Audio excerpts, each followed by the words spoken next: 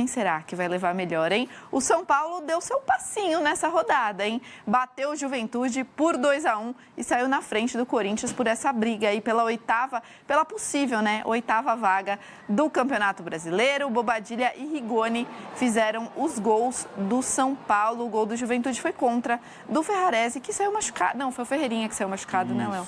O primeiro lance de perigo é o Talhar, e aliás, uma boa notícia, digamos, do Juventude no Campeonato Brasileiro, jogador que fez uma boa competição.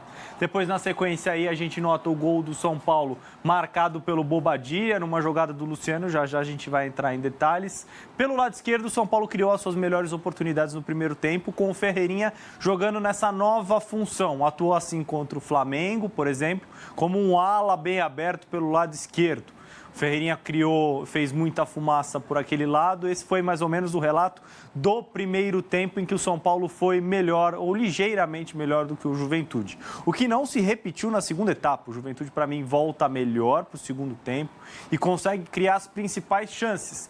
Só que o São Paulo chega ao segundo gol justamente, para mim, no melhor momento do Juventude na partida. E o 2-0, com duas equipes que não jogam, longe disso, o melhor futebol do Brasil, 2-0 é uma vantagem confortável. O segundo gol do São Paulo vai sair com o Rigoni e nos minutos finais o Juventude ainda conseguiu o seu gol contra do zagueiro Ferrarese. É, e se engana muito. Quem acha que foi fácil se engana, né? O Juventude vendeu caro aí essa derrota, mas é aquela sina do time que está ameaçado pelo rebaixamento, né, Léo? A bola não entra de jeito nenhum, dá tudo errado. E você acha que com essa derrota o Juventude está rebaixado para a Série B? Ainda não, né? Porque a diferença é de 4 pontos para o Santos, que é o primeiro time fora da zona de rebaixamento. Matematicamente ainda não, porque são 9 pontos em disputa ainda para o Juventude dentro do Campeonato Brasileiro, mas o Santos ainda joga nessa segunda-feira contra o Inter. O Santos pode aumentar essa diferença para o Juventude. A situação é muito delicada. Matematicamente não está rebaixado, mas eu acho muito difícil que consiga sobreviver na Série A do Campeonato Brasileiro para o ano que vem. E o São Paulo melhora bastante quando o Marcos Antônio está em campo, né, Léo? Sim, é um jogador diferente, que teve seus problemas físicos, aliás, como boa parte do elenco do São Paulo. Ferreirinha, que foi um dos destaques do time no primeiro tempo, saiu com dores para a entrada do garoto Luca. O Crespo não tem alternativas para a lateral esquerda, o Wendel está machucado, o Enzo Dias está machucado. O Patrick, não há confiança nesse jogador, então ele tem improvisado o Ferreirinha por ali, e o Luca também atuou um pouco nesse setor hoje, a partir da saída do Ferreirinha. Outro problema, veremos se isso vai se repetir na próxima rodada do Campeonato Brasileiro. É a grande sina do São Paulo durante o ano todo.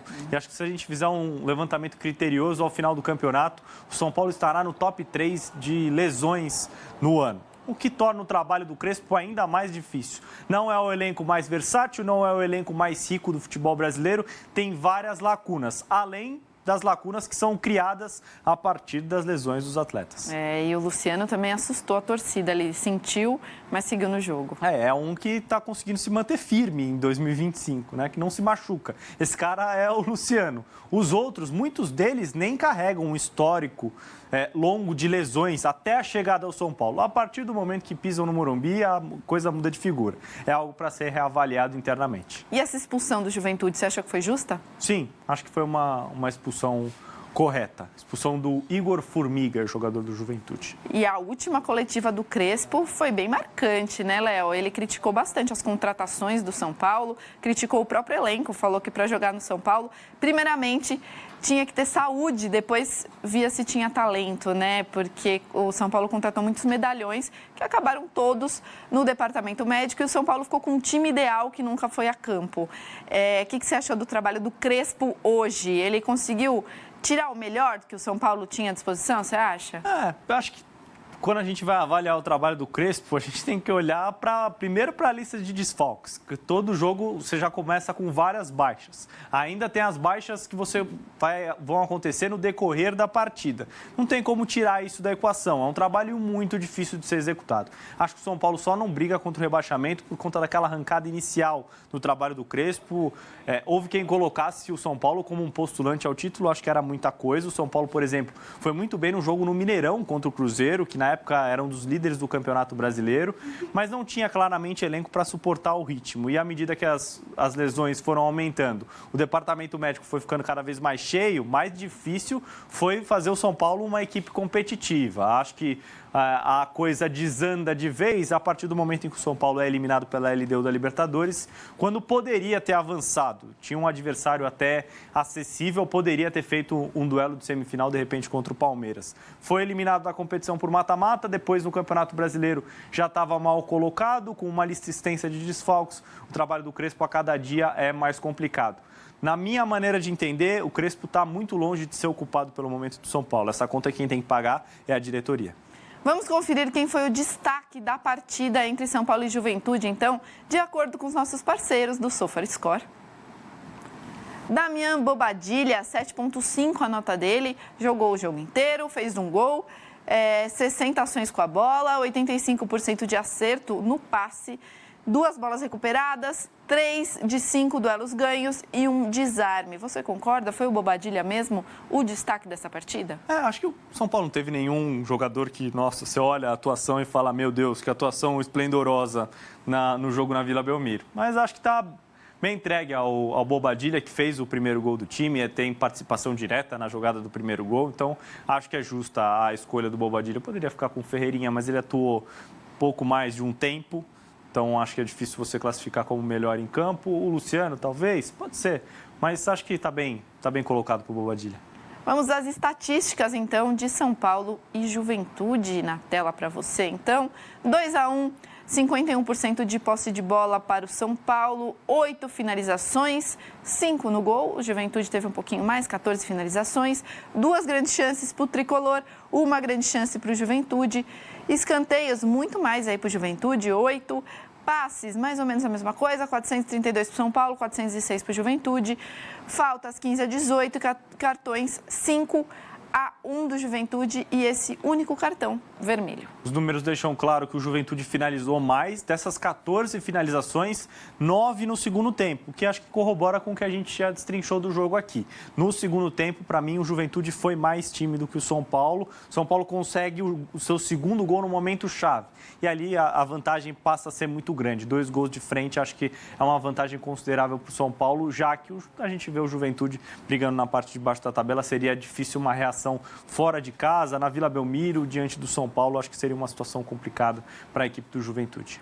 Se existir essa 8ª vaga, você acredita que fica com o São Paulo? Eu acho que o São Paulo não passa confiança. Né? Acho que tem alguns times na briga. Veremos qual será o futuro do Corinthians. O Corinthians ainda atua hoje. E oscila muito também o Corinthians. Oscila também. Tem o futuro do Corinthians dentro da própria Copa do Brasil. O Corinthians pode conseguir essa vaga via Copa do Brasil ou então pelo Campeonato Brasileiro. Então, veremos também como se comporta o Fluminense. Matematicamente, o São Paulo ainda conseguiria chegar ao Fluminense. São 7 pontos de diferença com 9 em disputa. E o próximo confronto é um duelo direto, São Paulo e Fluminense. Mas no caso, mesmo vencendo, ainda ficariam 4 pontos de vantagem do Fluminense para o São Paulo. É bastante coisa a essa altura do campeonato. Acho que o São Paulo depende muito do vencedor da Copa do Brasil para que essa 8ª vaga seja aberta. Aí sim, acho que o São Paulo é um postulante à vaga na próxima edição da Libertadores. Muita gente discute, seria um bom negócio para o São Paulo jogar ou não.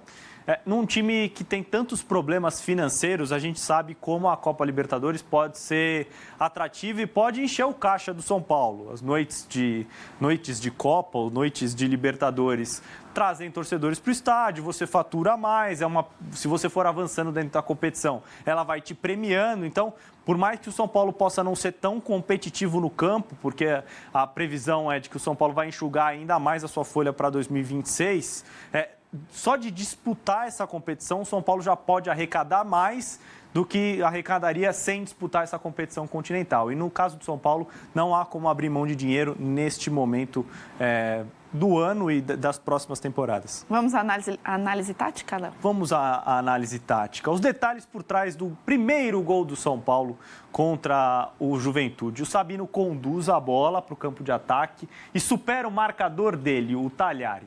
Assim como o São Paulo, o Juventude também jogava com 3 zagueiros e uma linha de 5 defensiva.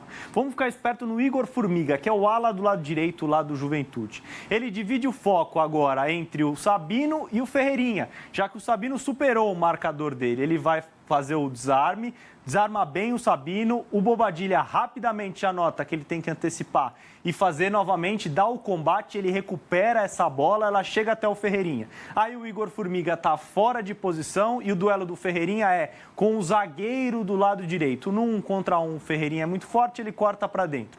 O Luciano já se movimenta sozinho por aqui, levanta o braço, pede a bola, mas não é a hora do passe ainda no Luciano. Isso atrai o movimento do Ferreirinha, o Rodrigo San, que é esse zagueiro do meio, a atenção dele já está voltada para o Ferreirinha. E o Tapia faz um movimento fundamental para levar o Marcos Paulo com ele.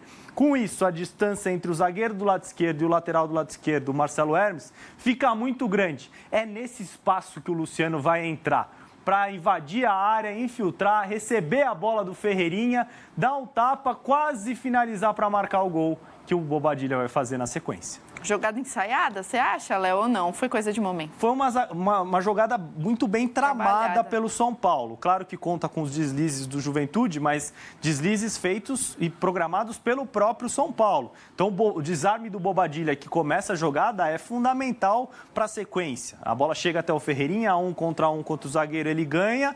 As atenções ficam voltadas para o Ferreirinha. O Luciano entra no espaço entre o zagueiro do lado esquerdo e o lateral do lado esquerdo. O espaço estava muito grande, ele poderia ter finalizado e ele mesmo marcado o gol. Contou com a sorte, o Bobadilla finalizou para abrir o placar na Vila Belmiro. Vamos ouvir